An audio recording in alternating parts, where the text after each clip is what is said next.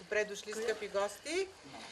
Аз няма да говоря много, защото вие видяхте картините, чухте песните. Всъщност това е нашия поздрав към вас. Добре дошли и нека винаги да се срещаме в това прекрасно място Долен. Нека да се срещаме на такива събития. Нека да умножаваме и радостта, и веселието, и успехите си.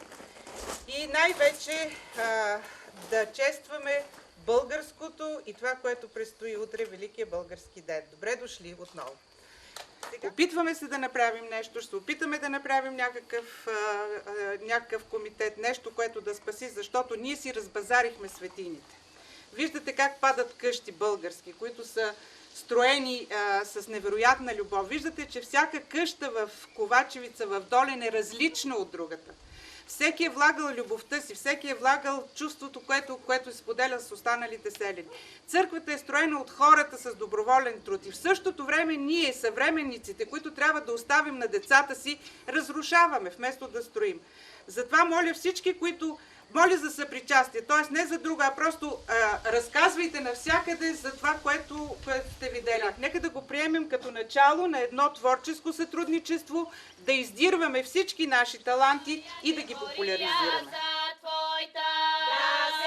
Юлия Дилова е родена в София. Там завършва гимназия с преподаване на английски език. През 1970 г. се дипломира като икономист в ВИИ Карл Маркс, днес УНСС, след което специализира в областта на мениджмънта и организационното поведение в Германия, Австрия, Полша и Съединените американски щати. Израства в това професионално направление и гради научна и преподавателска кариера. Експерт е на ООН по въпросите на информационните системи и механизмите за подобряване положението на жените.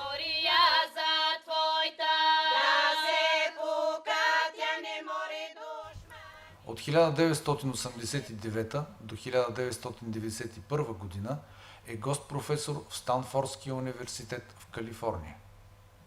Освен тясно професионалните си ангажименти, тя се включва в редица национални и международни конференции и конгреси, инициативни комитети и координационни съвети, посветени на жените и работещите майки.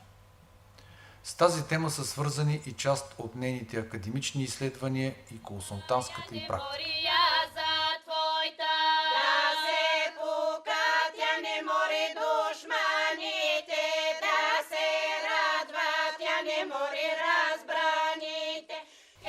При нея теорията и практиката вървят ръка за ръка.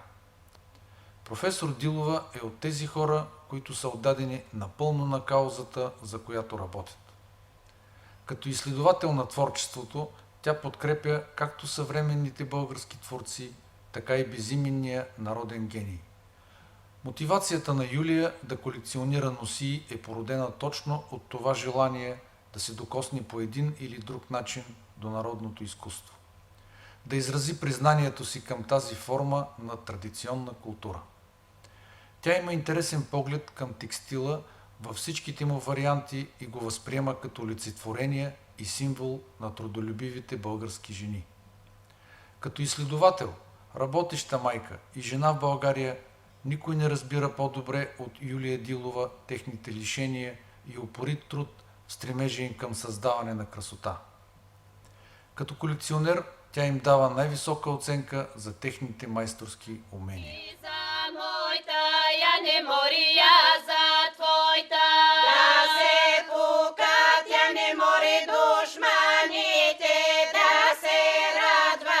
не море разбрани.